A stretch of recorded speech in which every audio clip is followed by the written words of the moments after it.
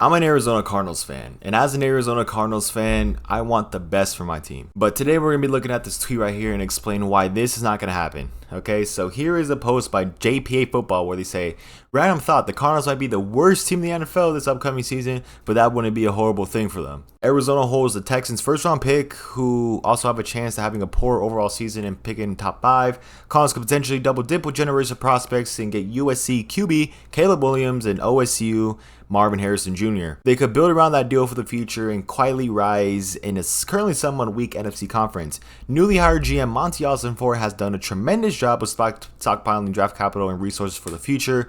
He could trade Kyler Murray for a big package and continue to stockpile. If the Cardinals surprise in 2023 and win games, then that's fine. They'll have 2 first-round picks to do damage with and improve. But having a bad season and picking a number 1 overall wouldn't be a bad thing for that franchise. So basically, there's been a lot of things out there, a lot of, takes and stuff, where people have said that the Cardinals should trade Kyler Murray and draft USC sensation Caleb Williams. Now, for Marvin Harrison Jr., I feel like he's a lock to be a Cardinal. There's no way. Like, if I was to put the house on a team Marvin Harrison should go to or is going to go to, I am going to say the Arizona Cardinals, okay?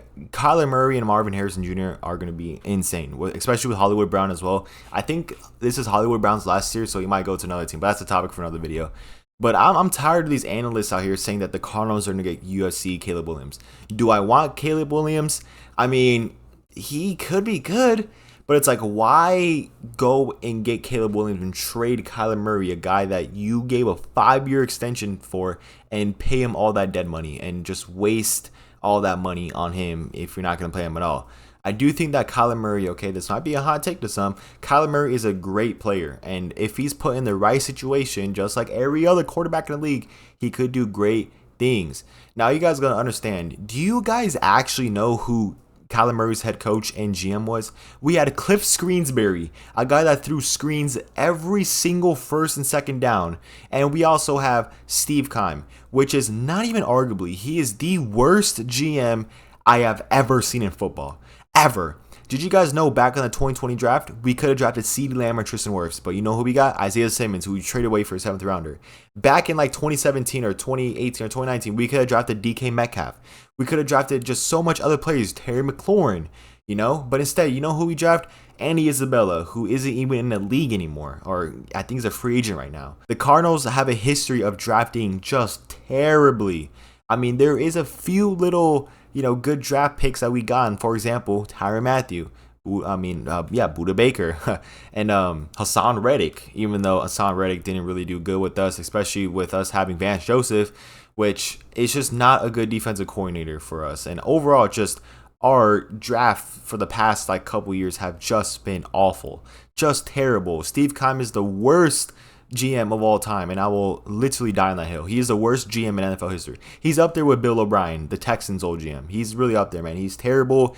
He just signs old veterans. He signs old hags. That's what he does best. He just signs old hags.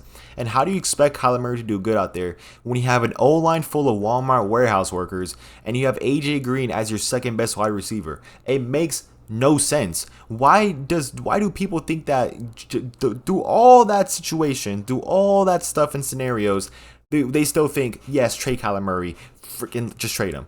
Like, do you guys not see where the problem is there? And not only that, with Kyler Murray being such in a terrible position, was a terrible head coach, terrible GM, he still broke NFL records, okay? He broke Cam Newton's record, I believe. He went to Pro Bowl twice. Now, Pro Bowl, you could argue it ain't really what it used to be, fair.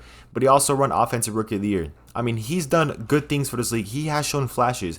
There was a lot of Kyler Murray highlights out there that you could watch from the Cardinals, which he does a good job. I'm telling you, Kyler Murray can be a great and amazing player. This hate for Kyler Murray is insane. Now, Kyler Murray, listen, I am critical on him as well. I do think that Kyler Murray needs to get better on some things. He needs to be more patient in the pocket and stuff. But at the same time, you can't blame him for everything. And it's not his fault that we won 4 games last season. Look at our roster. Look who we had on defense. I'm pretty sure every time Kyler Murray, or since Kyler Murray's been in the league, I'm pretty sure the Cardinals have been a top 10 worst defense. What do you expect from a guy that's just 24, 25 years old to do, man? He did all he can. And every time Kyler Murray tried to put to Steve Keim, yo, can we draft this player? He does the complete opposite. Instead, draft somebody that it just doesn't make sense. Like, why draft Andy Isabella? Rondale Moore, for example. Why draft him? He's not good. He's not good. I know Cardinals fans are kind of high on him. Bro, Rondale Moore is not good. He is not good, okay? I'm telling you right now, he's going to be off this team in the next 3 years. Rondale Moore is going to be off this team. He's just terrible, okay? Steve Keim is terrible.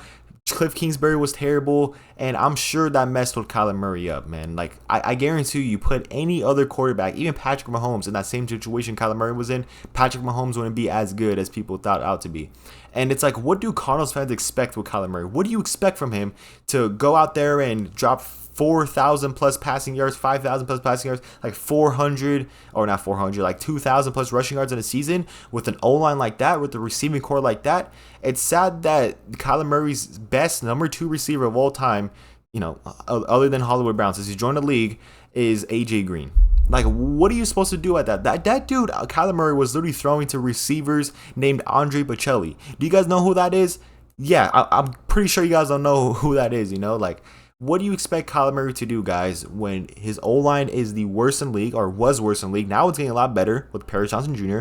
Okay, this is me talking before the 2023 season starts, because, you know, preseason game ended and stuff. But what do you expect him to do with the weapons and stuff he had? What do you expect him to do? Especially with the coach as well, Cliff Kingsbury. Calling screens every play, just ruining Kyler Murray's reputation and just calling the worst plays inhumanly possible. Now, yes, you could argue, well, Kyler Murray sometimes makes bad decisions and stuff, and I agree. Kyler Murray does sometimes make bad decisions, and I think Kyler Murray needs to learn on staying in the pocket more. But I feel like with this new coach regimen, this new GM, this team, like, it's just so much better. Already off the rip, Monty Ossenfort has done more than Steve Keim has done in the last 6-7 years. That dude literally just traded Isaiah Simmons, traded Josh Jones. He didn't trade him because, oh, like, they're bad players. No, I think Isaiah Simmons has some upside to him, but he traded him because he just didn't fit the regimen. They didn't fit the regimen. Monty Ossenfort, Jonathan Gannon, Drew Petzing, they all have NFL experience. That's the thing. They all have NFL experience. Steve Keim, he didn't even know, like, how did even Steve Keim become GM? Like, truly, I don't know how Steve Keim became GM. Like, Michael Bidwell, how did you not fire Steve Keim after, like, the first 3 seasons of what he has done? But Monty Ossenfort has done a great job so far in building around Kyler Murray, getting Paris Johnson Jr., someone I'm pretty sure Kyler Murray wanted and liked to get, so I'm glad that happened. And Jonathan Gannon as well. He has Super Bowl experience. Yeah, you could say his defense got exposed in the Super Bowl, but at least he has NFL experience. He has Super Bowl experience. Okay, no first-time college coach. College coaches rarely pan out in the NFL, and we saw that with Cliff Kingsbury, just another failure college coach, just like Chip Kelly back in the Eagles. We also get a new defensive coordinator, Nick Rallis, and also, you know, Drew Petzing, offensive lineman coach, used to be for the Browns. So I have faith in this new coach regimen. And listen, if Kyler Murray does bad, I truly believe when Kyler Murray comes back, he's going to show flashes and he's going to be good. Now, there's speculation that he might even play this year. He's going to play this year, okay? I'm telling you right now, he's going to play this year. Kyler Murray's going to be good this year. He's going to show flashes and everything. And I'm telling you right now, he's not going to be as bad as people think. I'm tired of this Kyler Murray talk. I'm tired of people, Cardinals fans, saying that, oh, trade Kyler Murray. Kyler Murray's going to be traded. Kyler Murray's not going to be traded. He's our franchise quarterback. And to the people that say that he isn't, well, I'm sorry to tell you, go find a different team if you don't like Kyler Murray that much, man. These Kyler Murray haters legitimately make no sense. You know, you could say I'm a Kyler Murray fan. That's true. Yeah, I like Kyler Murray, but I'm critical on him as well. I'm not an delusional Cardinals fan where he think Kyler Murray is like the best quarterback of all time. Is Caleb Williams a better prospect than Kyler Murray? Maybe.